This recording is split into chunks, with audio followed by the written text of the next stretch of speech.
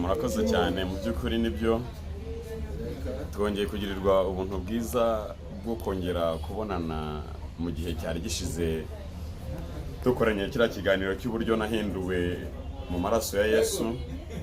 Wari umusiramu nkabona ndimo ntanga ubuhamya yuko nanjye ubuntu bw'Umwami bwampinduye bungezeho kubwo kwijera ijambo ry'Imana tubasha guhinduka mu buryo bwaryo.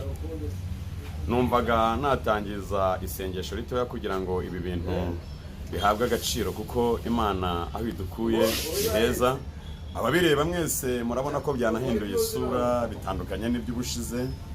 Imana igenda ihindura ibintu mu buryo abantu benshi cyane badakeka. Wari umeze nk'uwashavuye cyangwa nk'ufite intimba bijyanye n'ibihe bigoranye cyane, murabona ko Imana ihinduye amateka. Mana ni wowe ugira icyo urema ukagikomeza. Uwiteka niryo zina ryawe, uru rugendo ni wowe warutangije kandi nawe uzarusoza.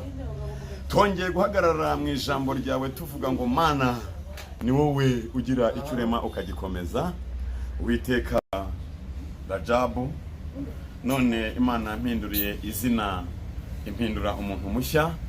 Amazina ni Muhire Azariyasi, nanjye ndi umwe mu bahamya b'Umwami wacu Yesu Kristo, uwo twahakanaga, uwo tutemeraga, uwo twageragezaga gukuramo abantu bitewe n'uko tutemeraga ibijyanye n'Umwuka Wera. Nicyo kimenyetso cy'amaraso ye ntago twacyemeraga, ariko ubu nanjye amaraso ya Yesu yangezo mpinduka icyaremwe gishya. Haleluya! Imana ihimbazwe. Amen. Nari nimo nigereranya n'uwari umaze imyaka 30 ku kidendezi bedesida, ahangayikishijwe n'umubabaro n'agahinda k'uburwayi. Yahageze ku itariki ya mbere, abarwayi benshi barahakirira, impumyi zirahahumukira, ibipfa amatwi birumva, abaremerewe, abarwayi bibembe. Ngo ariko ngo ntiyagiraga umurwaza. Nanjye ntarabona Imana rurema, nari ndemerewe n'uwo mutwaro w'ibyaha. Ariko uyu munsi wa none ndimo ndavuga ko Yesu nanjye yanduhuye. Nkaba nsaba bene data abarazwe ubugingo bakomeze bumva ubuhamya ariko banahinduka, abo twari turi kumwe batemeraga uyu muhango wa gikristo. Nanjye ntago nari nzi ko nzahinduka. Biragaragara Imana igikora ibyo abantu tutatekereza. Nanjye umaze kwizera imbaraga z'ijambo zihindura abari baremerejwe n'umutwaro w'ibyaha. Abarokore Imana ibaha umugisha. Amasengesho yanyu musenga abasha gukora mu gihe mutekereza n'icyo mudatekereza. Namwe amasengesho yanyu yambereye umugozi w'inyabubiri ni nyabutatu, kuko mvuze nyabubiri naba mpenyuye ikimenyetso cy'Umwuka Wera. Umwuka Wera nasobanukiye ko ukorera mu butagatifu, Imana Data, Umwana wayo n'Umwuka Wera. Nanjye Imana ihinduye amateka kubwo icyo kimenyetso cy'umwana w'intama w'ikinege. Mana ndagushimye cyane ku bantu babyumva. Njye wari uzize gukiranirwa ndemerejwe n'umutwaro w'ibyaha. Naraye muri overnight nyinshi cyane z'akabari. Hari abantu benshi cyane batazi ko overnight n'abantu dutuye muri buriya butayu tuzikora. Ushobora kumara imyaka 5 urara mu majoro atazibukwa imbere y'Imana, ukamara imyaka 100 uri mu butayu, ubwo butayu butazibukwa bitewe nuko ntaho wandikisha. Nanjye nari nizeye ko nsenga, nanjye nari nizeye ko ijambo ry'Imana ndizi, nanjye nari nizeye ko byose byamvikanye, ariko maze gusobanukirwa nsanga hari byinshi ntandikishije kandi byagiye mu mibyizi itazibukwa imbere y'Imana. Uyu munsi wa none ndagira ngo nanjye Imana ikomeze kumvana mu gitabo cy'abarimbuka, inyandike mu gitabo cy'ubugingo kubw'intambwe nteye yo kuva mu butayu busharira. Butayu nta muntu ujya urengera undi, mu butayu nta urya inyama, mu butayu nta urya ibiryo byiza, haba hakakaye usibye intimba n'agahinda. Murabona ko amaraso ya Yesu yatangiye kumpindura. Ababonye iriya foto ya mbere mukaba mubonye n'iyi ngiyi, mwizere ikimenyetso cy'umwana w'intama w'ikinege. Yesu ariho kandi arakora, kandi azahemba n'abamukorera.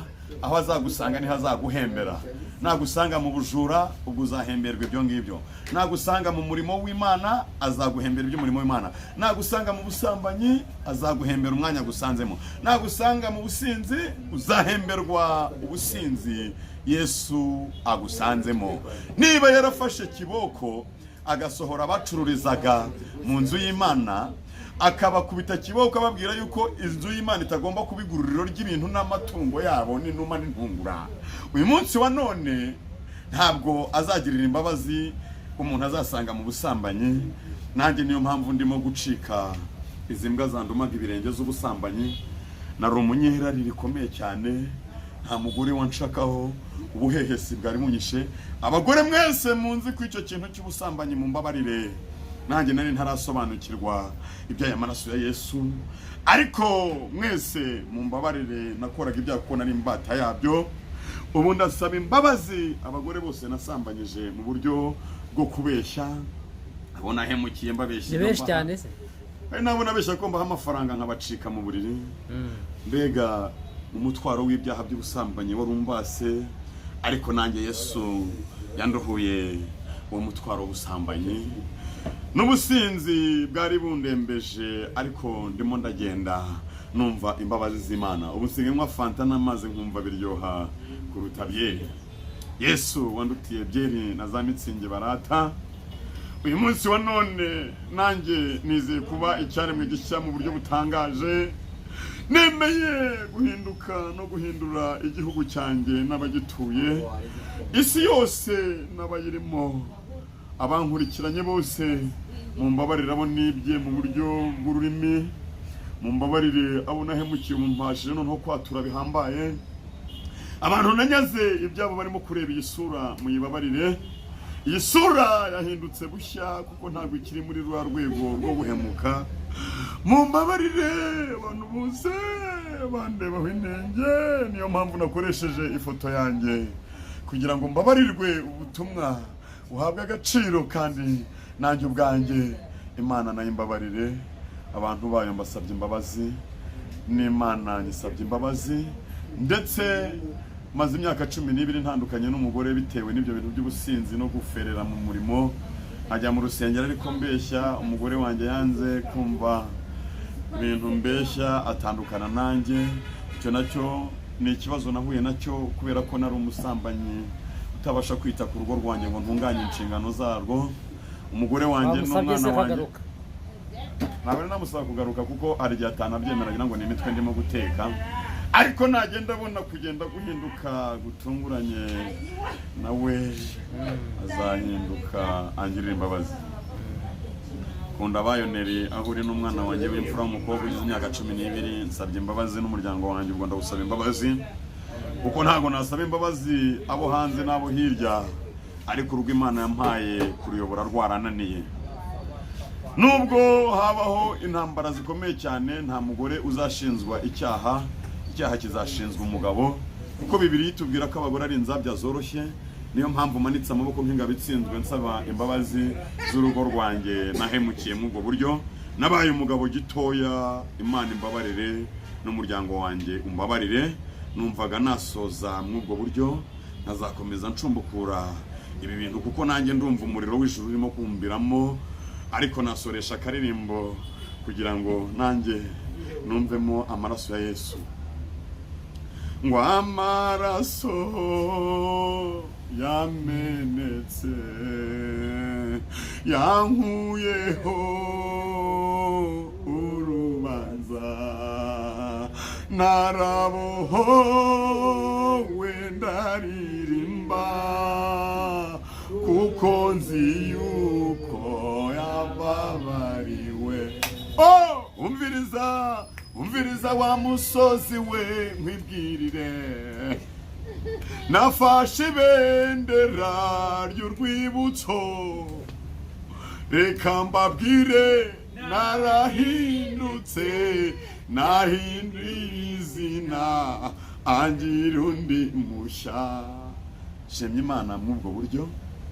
Ntabwo mvuga byinshi kuko Imana yo mu ijuru yo izi byinshi kurutaho, ariko nshimye Imana mu buryo bukomeye cyane bw'uko nanjye ndimo kuva. Urumva ubohotse se? Urumva mbohotse. Iyo ndirimbo nicyo yavugaga, abarokore barabyumva, abanyamwuka, abafite isezerano ry'ijuru, abafitanye ubusabane n'Imana, mukomeze mu nsengero mwebwe mumaze igihe muhagaze, kandi Bibiliya irambwira ngo nuhagaze yirinda atagwa. Ntabwo narinzi ko nanjye nabyuka. Niba hariho kugwa hariho no kubyuka, niba hariho kuzahara hariho no kuzahurwa. Imana itangiye igikorwa muri twebwe gikomeye cyane cyo kutuvana mu byadutwazaga igitugu. Nge nabyita nko kuva mu gice cy'ingunguru, ko umutindi nyakujya n'udafite ijambo ry'Imana bameze nk'umutindi nyakujya. Ubu ndimo ndava mu bwiza njya mu bundi, meze nka wa mukene wavaga mu gice cy'ingunguru arimo ahabwa ubuzima bwiza. Imana nanjye irampinduye, kandi ndasaba imbaraga z'amasengesho abumva ubu buhamya bwanjye buvanze no kwihana no guca bugufi, mumfate amaboko ntatenebuka nkagwa, kuko ubu imbaraga z'igitero cy'abadayimoni zigiye kwikuba inshuro zizandwanyaga. Abanyamasengesho mufatire iburyo nk'ababyeyi, mumfatire runini mu buryo bw'ijambo ry'Imana. Uwari warabaye igicibwa nanjye mpindurirwe izina, mumfate mu buryo bw'amasengesho. Imana nanjye ikomeze kungirira neza. Murakoze. Amen. Usengera hese?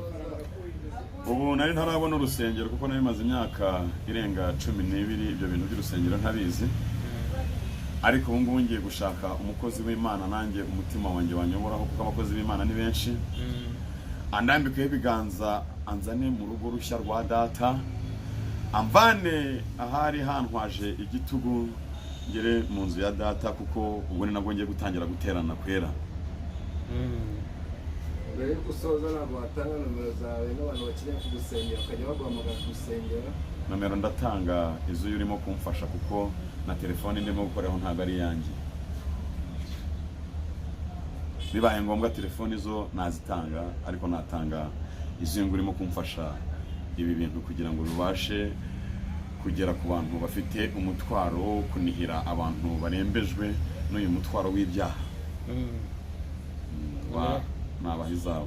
Zibahe 07 8 078 3 6 6 4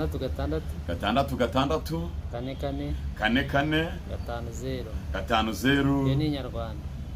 Barashyiraho na kode? Ubwo ni 250 ku bazi kode z'igihugu cy'u Rwanda.